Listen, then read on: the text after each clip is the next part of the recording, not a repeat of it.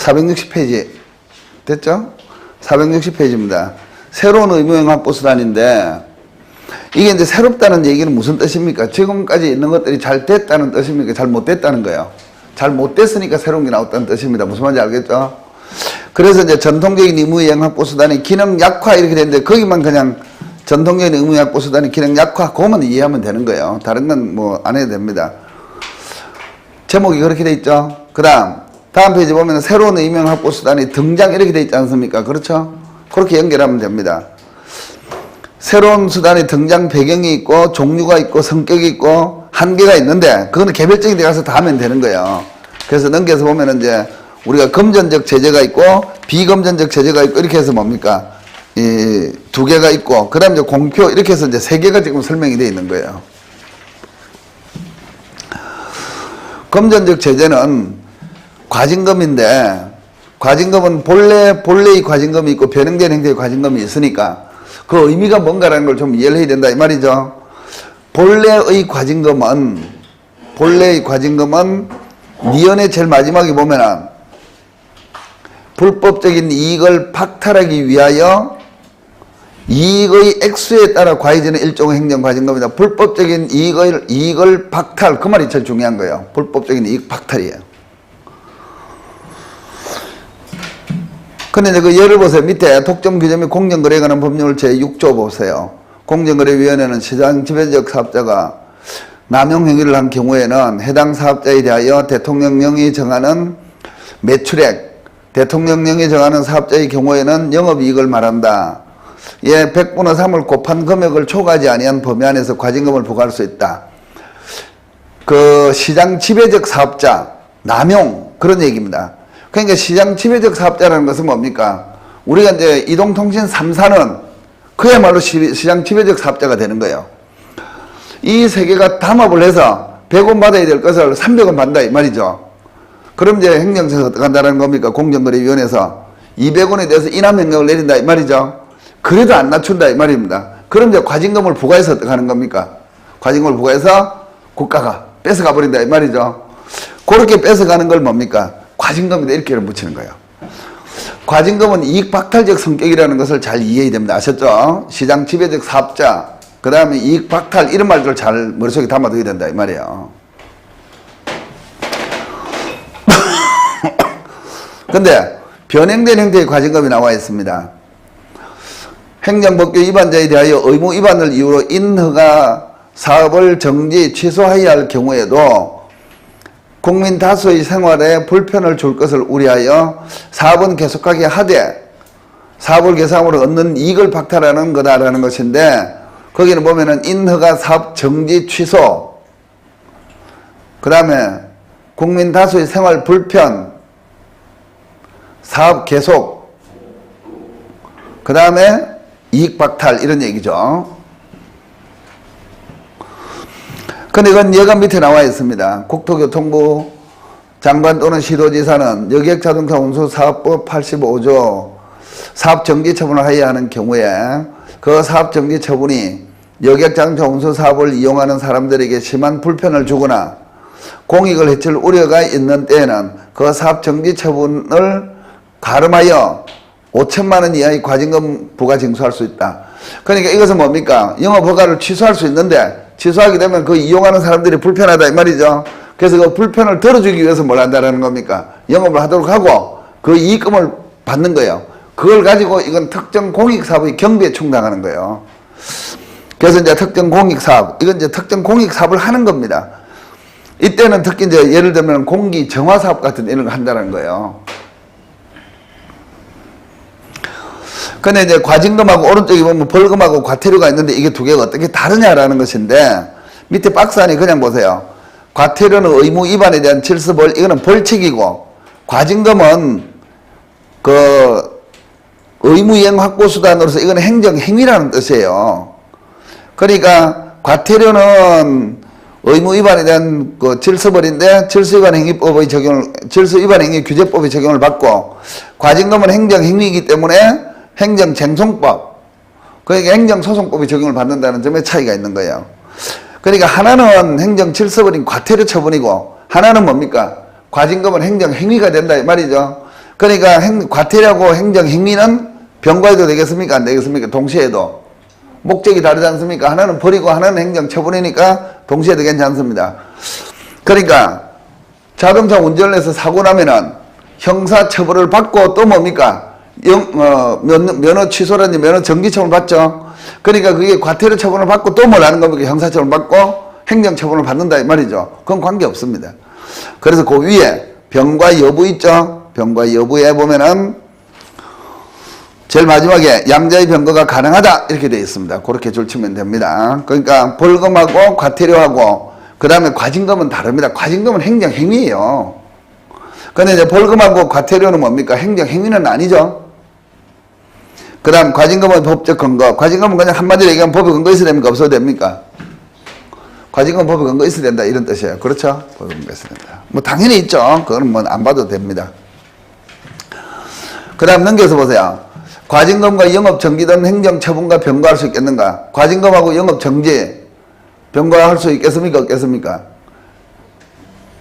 영업정지 대신에 영업정지나 허가 취소 대신에 과징금을 부과한다 이 말이죠. 그러니까 이거 두 개 다 하면 안 되지 않습니까? 둘 다 행정처분이기 때문에 이건 할 수가 없습니다. 못합니다. 병과할 수 없다. 그렇게 하고요. 그 다음 이제 가산금이 있고요. 가산세가 있습니다. 가산금이라는 것은 문자 그대로 뭡니까? 가산금이라는 것은 이것은 이자에 해당하는 겁니다. 이자. 가산금은 이자에 해당한다. 이렇게 정리하면 되고, 가산세는 뭡니까? 이자는 아닙니다. 한꺼번에 딱 부과하는 거예요. 한 번에. 그 정도만 정리하면 됩니다. 그러니까 예를 들어서 우리가 뭡니까? 부동산 같은 이런 걸 취득하게 되면 한 달 이내에 뭡니까? 취득세 뭐 이런 걸 우리가 부과할 때 얼마간 면제해 줍니다. 그러다가 이제 한 달이 지나고 나면은 가산세가 별도로 부과되는데 그때는 2%면 2% 이렇게 일률적으로 딱 부과돼 버리는 거예요. 그 다음에 그렇게 부과되고 난 뒤에 날짜에 따라서 뭡니까? 가산금이 계속 부과가 되는 거예요. 그래서 가산금은 뭡니까? 이자에 해당하는 거다. 그렇게 정리하면 됩니다. 그 다음 공급거부죠. 공급거부는 2번 보세요. 각종 영무, 재화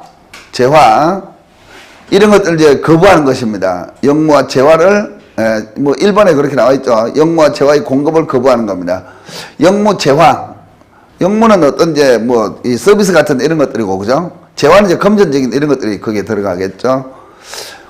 그래서 우리가 지금 우리는 문제가 되는 게 뭐냐 그러면은 법적 근거는 2번에 보면 현행법상 공급 거부가 인정되는 경우는 없다고 봐도 무방하다 이렇게 되어 있는데 옛날에는 이게 건축법 79조에 있었던 거예요. 근데 지금은 이게 없습니다. 이건 문제가 되는 게 뭐냐 그러면은 판례를 먼저 볼게요. 위법 건축물에 대한 단전화, 단전기 요청은 행정처분에 해당하지 않는다라는 것인데 지금 이런 얘기예요. 지금 여기 행정청이 있고 그 다음에 이게 수도 사업소가 있다. 이게 A라는 사람이 있는데 그럼 이 사람이 세금 같은 이런 것들을 납부하지 않는다 이 말이죠. 이건 본래는 한 3회 이상 납부하지 않는 경우예요. 그럼 3회 이상 납부하지 않으면 이게 뭘 할 수 있습니까? 강제징수 할 수 있습니까? 없습니까?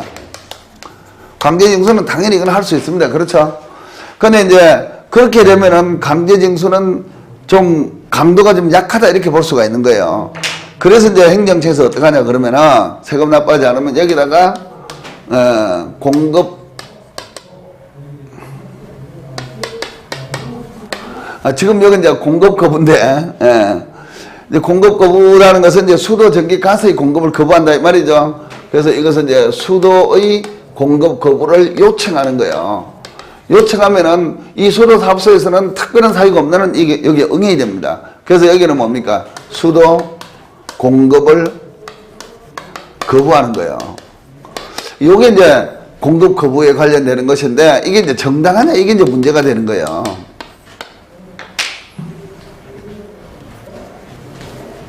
지금 이겁니다. 그런데 세금 납부하지 않는 것하고 수도 공급 거부하는 것하고는 직접적으로 관계가 있습니까? 없습니까? 관계없는 거예요. 대부분 다 이걸 정당하지 않다 이렇게 봅니다. 왜냐하면 첫째는 이게 뭡니까? 부당결부가 되는 거예요. 부당결부라는 것은 관계없는 것이 결부한다 이 말이죠.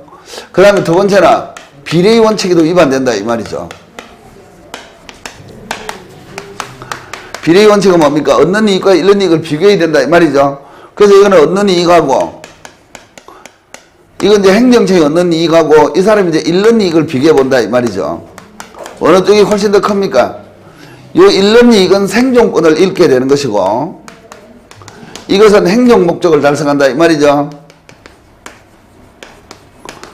그럼 우리가 이제 행정 목적을 달성하기 위해서 생존권을 침해하게 된다 그런 뜻이에요. 어느 쪽이 법익이 더 큽니까? 생존권이 훨씬 더 법익이 크죠.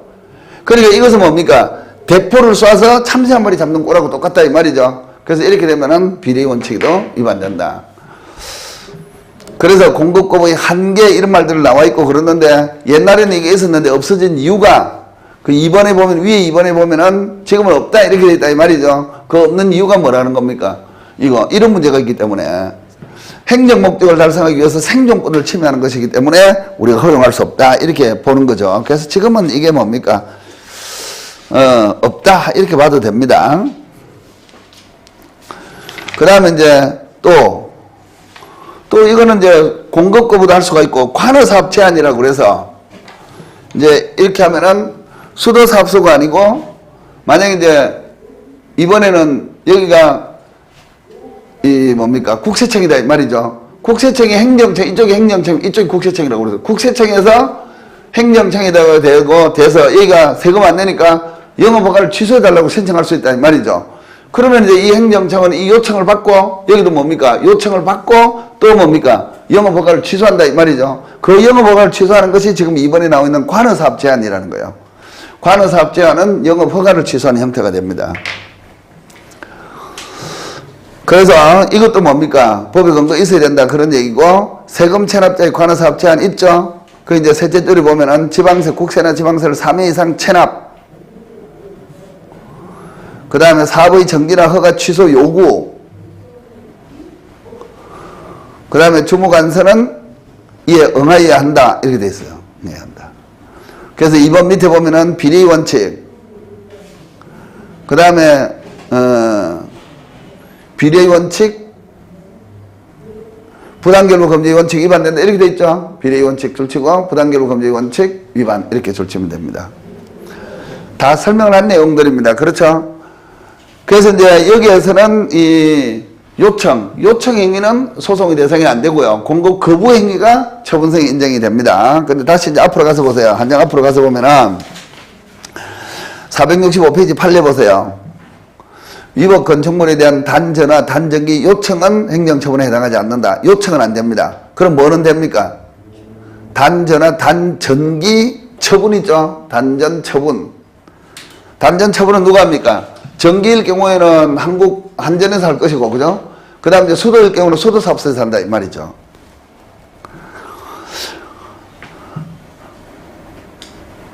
그 정도만 알아두면 됩니다. 그게 요청하는 행위는 처분성이 안 되고, 그 다음 이제 행위를 하면 그게 바로 뭐가 되는 겁니까? 처분성이 인정이 된다. 그런 뜻입니다. 자, 그 다음. 관여사업 제한도 됐고요. 공표로 넘어갔습니다. 공표를 하면 행정법상 의무 위반 또는 의무 불이행이 있는 경우에 그 성명, 위반 사실 등을 일반에게 공개하여 명예 또는 신용의 침해를 위협함으로써 행정법상 의무 이행을 간접적으로 강제하는 수단이다. 공표, 명단 공표함으로써 뭡니까? 이행시킨다 그런 뜻입니다. 그렇죠? 거기에 기능 보세요. 공표의 기능. 간략신속하게 발동한다. 줄치세요. 간략신속. 그 다음에 경제적 줄치고요. 실효성이 높으면 줄치세요. 문제점으로 구제가 곤란하다. 개인의 프라이버시권 그렇게 줄치세요. 명단을 공개하게 되면 명단 공개한다 이 말이죠. 명단.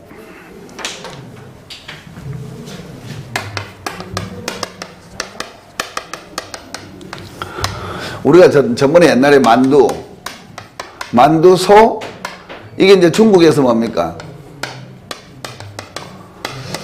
김치라고 그럽니까? 이런 걸 가져와서 이제 만두소로 만든 경우가 있었었는데 이걸 만든 회사가 그때 6개 업체인가 그랬습니다.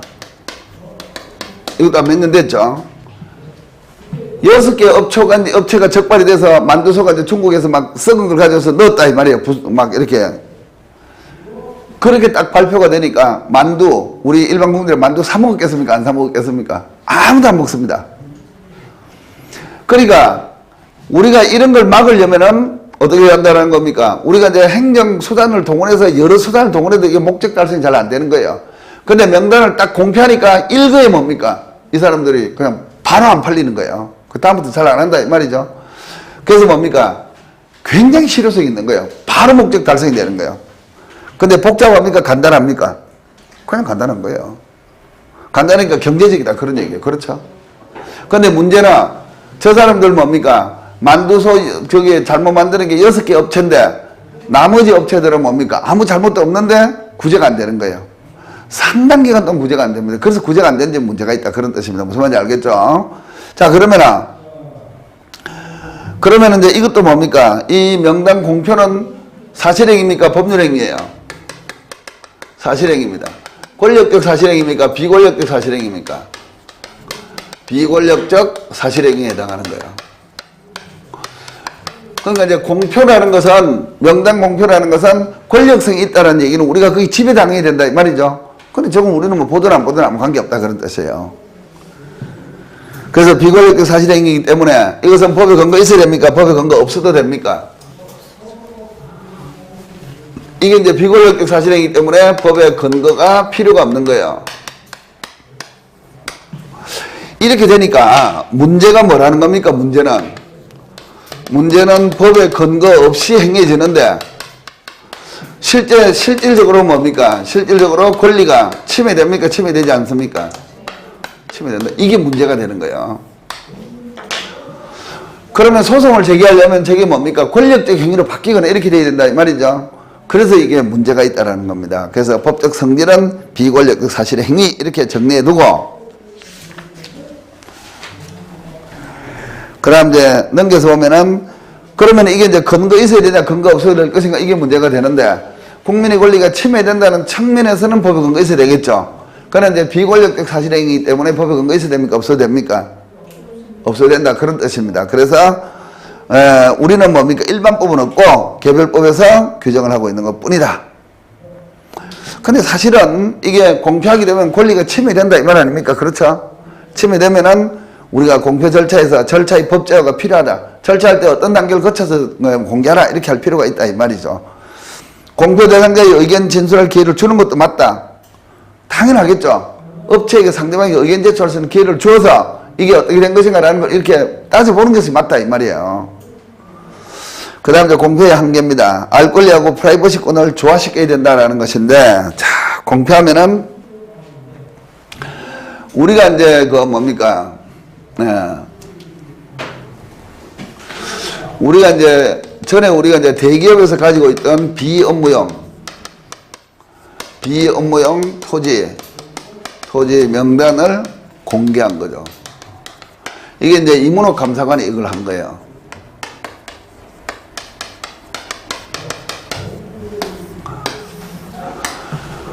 그러면은 이걸 이제 공개를 해서 공표를 해서 이 사람이 뭡니까? 징계를 당합니다. 그래서 이 징계가 정당하냐 이게 이제 문제가 된 사건이 있었어요. 그런데 이게 정당하냐 정당하지 않느냐라는 것을 결정하기 위해서는 이것은 무엇에 따라서 결정한다라는 겁니까? 지금 이제 기업의 프라이버시하고 국민의 알 권리하고 이렇게 비교하는 거예요. 이쪽이 크면은 이건 공개하면 됩니까? 안 됩니까? 이건 공개하면 안 된다 그런 얘기야. 만약에 국민의 알 권리가 더 크면은 이거 뭡니까? 공개할 수 있다. 그러면 이제 위쪽에 있는 기업의 프라이버시를 보호해 줄 것이 더 큰데 만약에 이문호 감사관이 공개를 하면은 그 징계는 정당한 거다 그런 얘기예요. 근데 이제 이쪽으로 돼 있을 경우에는 이거 뭡니까? 공개할 수 있는데 징계하는 것은 잘못됐다 그런 얘기야. 판결이 어느 쪽으로 내렸을 것 같습니까? 우리나라는 이쪽으로 내린 거예요. 판례가 이쪽 입장을 취했습니다. 그래서 이거는 공개하는 것은 정당합니까? 정당하지 않습니까? 공개하는 것이 정당하다. 이거는 국민의 알 권리가 더 크다는 거예요. 그렇기 때문에 충분히 공개할 수 있음에도 불구하고 징계 처분을 한 것은 위법하다. 그렇게 결정 내린 거예요. 그래서 이제 이모록 감사관이 복직 결정을 받게 됩니다. 그렇게 하고 나는데 결국은 뭡니까? 감사원에서 있겠습니까? 못 있겠습니까? 감사원이 정치적 영향을 받겠습니까? 안 받겠습니까? 본래 안 받아야 되는데 독립된 기구다 이 말이죠. 근데 실제로는 영향을 많이 받습니까? 안 받습니까? 엄청 받는 거예요. 우리가 자원회계라든지 4대강 사업 같은 이런 것들에 대해서 감사원에서 이명박 정권 때는 감사할 때 어떻게 됐습니까? 아무 문제가 없다 그렇게 얘기했습니다. 그렇죠? 근데 이제 이명박 대통령 말기 때 이제 박근혜 대통령이 이제 되기 바로 전이었죠. 그죠? 말기 때 있었을 때는 뭡니까? 4대강도 무슨 담합도 있었고, 그죠? 자원회계도 문제가 좀 있었다. 뭐 그런 그 감사 결과를 또 내놓는다. 이 말이죠. 그러니까 여러분들 나중에 공무원 되면 제발 그렇게 하지 말고요. 그냥 있는 대로 잘 하시기 바랍니다. 자, 그러면 이제 공표의 한계, 알 권리하고 개인의 프라이버시하고 비교한다라는 것이고, 그 다음에 공표에 대한 권리 구제 부분이죠. 위법한 공표에 대한 구제. 손해배상 청구할 수 있다. 당연히 할 수 있죠. 그 다음, 정정 공고할 수가 있고, 공무원에게 책임을 물을 수도 있습니다. 다만, 공표와 뭡니까? 그 행정소송이 문제가 되는데, 행정소송. 공표는 처분성이 인정이 됩니까? 안 됩니까? 이것은 아까 비권력적 사실행위이기 때문에, 이건 처분성이 인정이 됩니까? 안 됩니까? 처분성이 인정이 안 된다. 처분성이 인정이 안 되니까 소송 제기할 수 있습니까? 없습니까? 우리가 소송에 의한 구제가 안 된다. 이 말입니다. 그렇죠? 그래서 소익이 없어서 안 된다. 이 말이죠. 그래서 밑에 보면은, 우리 이제 이렇게 해서 구제가 안 되니까 이건 사전 절차가 필요합니까? 필요 없습니까? 사전 절차가 필요하게 된다. 그래서 사전 절차가 필요하다는 것은 공표 전에 어떻게 해야 된다는 겁니까? 상대방에게 통지해야 됩니까? 안 해야 됩니까? 상대방에게 통지하고 의견 들어야 됩니까? 안 들어야 됩니까? 의견 청취해야 된다. 그 뜻이에요.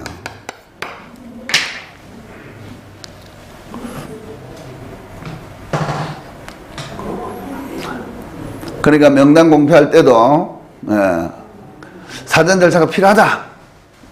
이런 건 이제 해야 된다 이 말입니다. 우리가 이제 이런 거 한번 예를 들어 볼게요. 갑이라는 행정직 공무원이 사실은 성실한 공무원인데 좀 마음이 좀 안 들어서 뭡니까? 부정촉재자로 공표가 된 거예요. 어느 날 일어나니까 대문에 아니고 신문에 대문짝만하게 뭡니까? 이게 난 거예요. 그러면 여러분들이 갑이다라고 생각하면 어떻게 구제받을 수 있겠습니까? 제일 먼저 생각해 보는 게 소송 제기할 수 있는 방법을 생각해 볼 것 아닙니까? 소송 제기할 수 있습니까? 없습니까? 없잖아요. 저기 비권력 사실행위니까. 그럼 소송 구제 안 됩니다. 손해배상 청구하려고 보면 손해배상은 지금까지 손해가 발생해야 됩니다. 지금까지 발생했습니까? 안 했습니까? 아직은 발생 안 했죠. 나중에 발생하겠죠. 할 수 있는 방법이 없습니다. 그래서 이제 우리가 처분성을 넓혀서 이것도 비권력적 사실행위지만 소송의 대상을 한번 만들어보자. 그래서 실제 우리가 소송의 대상이다라고 주장한 사람들도 있어요. 그럼 소송의 대상이면은 구제가 제대로 되겠는가 이렇게 보자 이 말이죠. 그러면 소송을 제기해서 인용 판결 받았다. 인용 판결 받았다는 뜻은 무슨 뜻입니까? 이것은 갑이 부정축제자입니까? 아닙니까? 아니다. 이렇게 이제 결론 내리시는 것 아닙니까? 그렇죠? 부정축제자가 아닌 거예요. 그러면 이 사람이 이제 인용 판결 받았으면 구제가 돼야 되는데, 이 사람이 아주 성실하게 있다가 부정축제자 이름이 딱 났다가, 이제 재판에서 승소 판결 받아서 부정축제가 아닌 거예요. 그래도 구제가 됩니까? 안 됩니까? 안 되는 거예요. 신문에 날 때는 대문짝만하게 났다가 이거는 1단계에서 날 듯 말 듯 합니다. 또, 우리는 이런 거 한번 예를 들어 볼게요. 이렇게 해서 재판에서 승소 판결을 받았을 때, ABC, 친구 ABC가 어떡한지 한번 잘 보세요. 갑하고 만났을 때 뭐라고 얘기합니까? 개별적으로 만났을 때, 야, 너 그럴 수, 고생했어. 너가 안 그러면 내가 다 알고 있어. 이렇게 얘기한다. 이 말이죠. 근데 이번엔 갑이 가고 없습니다. 친구들끼리만 딱 남으면 또 뭐라고 얘기할 것 같습니까? 이번에는. 야, 나 그럴 줄 알았어. 옛날에 자기 마누라 어디서 뭘 사는 것 같았어. 막 이렇게 된다. 이 말이죠. 그러니까 실질적으로 이건 구제가 됩니까? 안 됩니까? 승소 판결을 받아도 구제가 안 되는 거예요. 그래서 이제 이럴 때는, 명단 공표하기 전에 우리가 뭡니까? 손해배상 뭐 다 구제가 잘 안 되는 거예요.